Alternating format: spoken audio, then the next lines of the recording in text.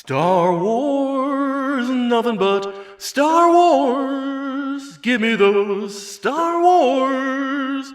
Don't let them end. Star Wars Episode 7. The first Star Wars movie in 35 years where I don't feel like a fool saying the number just because some moron couldn't count to 6 in the right order. I am, of course, referring to Star Wars The Force Awakens, JJ Abrams' love letter to the original Star Wars. The movie that started it all, Star Wars as it was then known and is, of course, still properly known to real fans, came out in 1977 when I was 13. Never let there be any doubt, it was the most amazing science fiction fantasy film of its time. Its influence still resonates for good or ill to this very day. Despite living 35 miles from the nearest movie theater, I managed to see the film 16 times in general release. I enjoyed the 1980 sequel, The Empire Strikes Back, on my first watch, until I got to the end and learned I'd been sold half a movie masquerading as the 5th film in a series. I saw Empire only twice.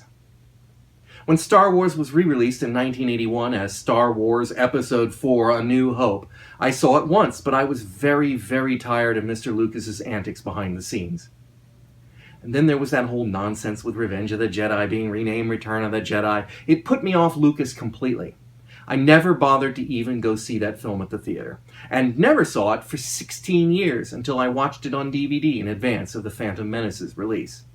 I desperately hoped Phantom Menace would be a good film, and then Attack of the Clones, and finally Revenge of the Sith. But each time, I, like all Star Wars fans, was bitterly disappointed. And that finally brings us to Star Wars Episode 7, The Force Awakens. With George Lucas entirely out of the picture, is JJ Abrams a new hope for the Star Wars universe? Yes, perhaps he is. This was an enjoyable film from start to finish. Not groundbreaking, not epic, not even the best science fiction film of 2015, but a meticulously recreated homage to the original Star Wars. Oh, would that Mr. Abrams had paid that much attention to the details in his Star Trek reboots. The new characters are engaging.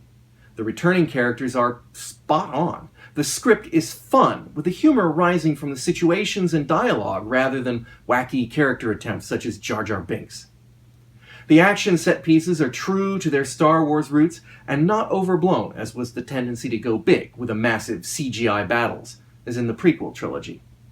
No, I thoroughly enjoyed and will gladly place this as my second favorite Star Wars film of all time.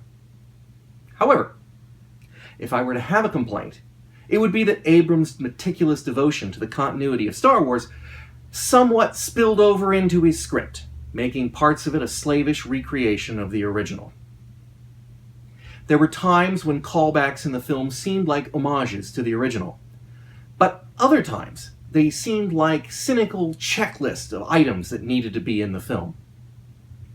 The plot itself is rather similar to the original film, but that can be forgiven. Rey's journey from desert-dwelling orphan to force-wielding hero is meant to parallel Luke's journey in the original film.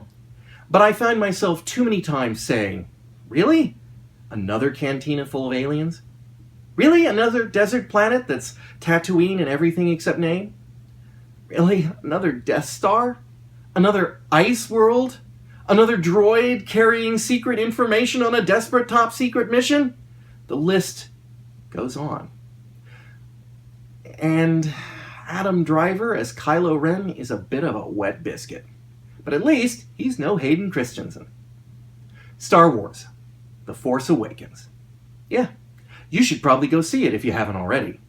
Which, based on box office numbers, you probably already have. What do you think about Star Wars, The Force Awakens? Leave your comments below.